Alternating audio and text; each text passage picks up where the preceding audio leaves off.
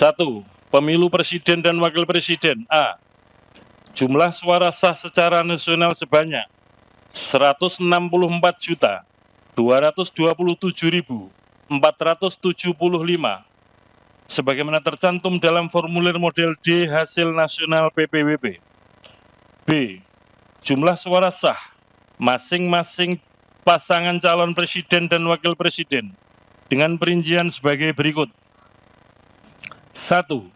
Jumlah suara sah pasangan calon presiden dan wakil presiden nomor urut 1 Haji Anies Rashid Baswedan PhD dan Dr. Haji Abdul Muhaimin Iskandar sebanyak 40.971.906 suara. 2.